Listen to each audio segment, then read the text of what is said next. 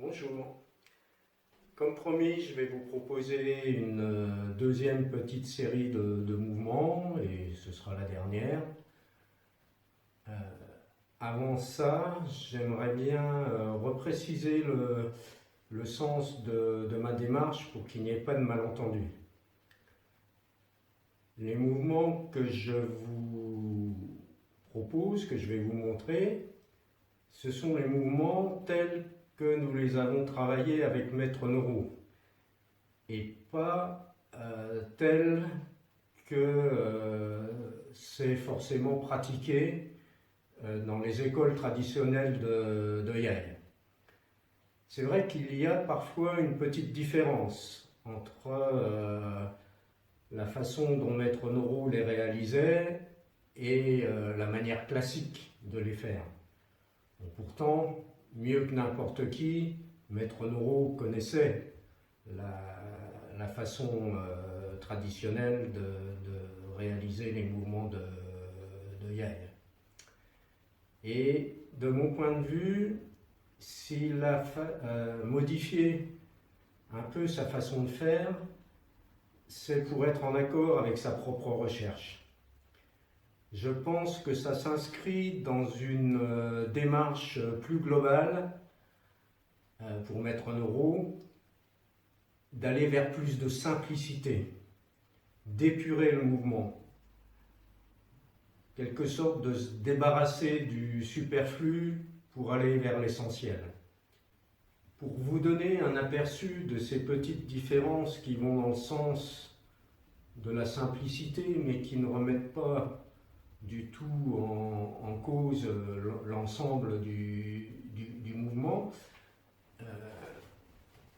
Par exemple, un des mouvements que je vous ai montré dans la première série, il était grosso modo celui-là. Traditionnellement, il ne se termine pas comme le faisait Maître Noro, comme je vous l'ai montré, mais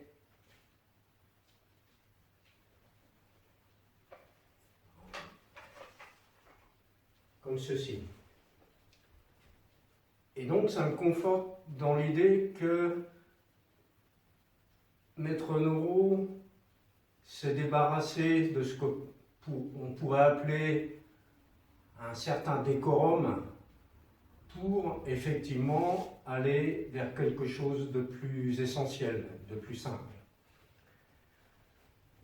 Bon, après, avec les mouvements que je vous montre, je ne vous dis pas, vous devez faire comme ça. Vous êtes complètement libre de faire comme vous voulez. Je vous dis simplement, voilà comment je me souviens les avoir vus et les avoir faits avec Maître Noro. Et si jamais certains me disent « Oh, tu es sûr que ta mémoire ne te joue pas des tours ?»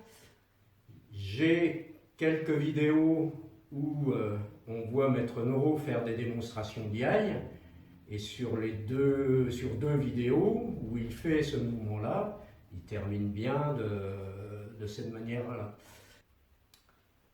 Alors évidemment, il est intéressant de savoir comment les mouvements se faisaient à l'origine. Il est plus important pour moi, mais bon, ça n'engage que moi, de comprendre et surtout de sentir le sens de cette simplification voulue par Maître Noro. Et pour moi, ne pas tenir compte de ces changements dans les mouvements de Yai de Maître Noro, ce serait d'une certaine manière comme refuser le chemin d'évolution vers lequel il voulait nous emmener, et puis du coup revenir un peu en arrière comme ça se pratiquait au XVe ou au XVIe siècle. Voilà.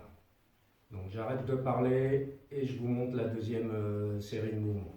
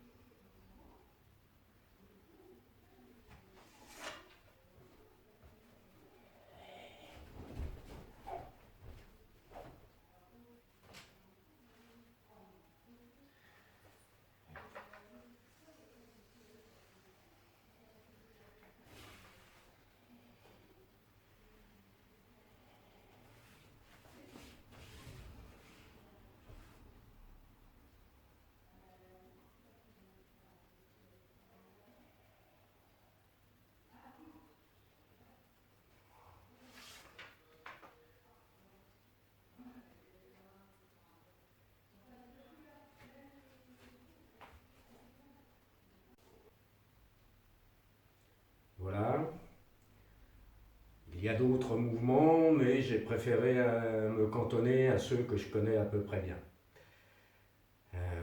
J'espère avoir réveillé des souvenirs chez certains, peut-être avoir suscité de l'intérêt chez d'autres.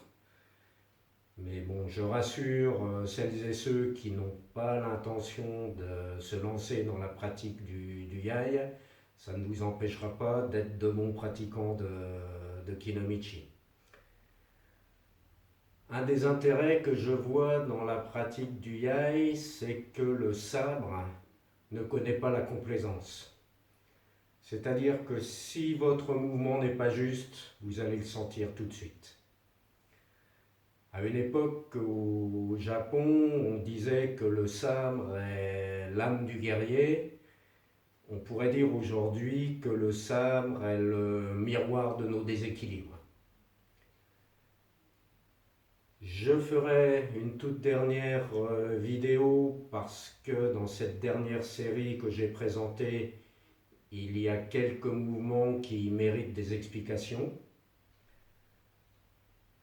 Sinon voilà, faites attention à vous, ne prenez pas l'épidémie du Covid-19 à la légère.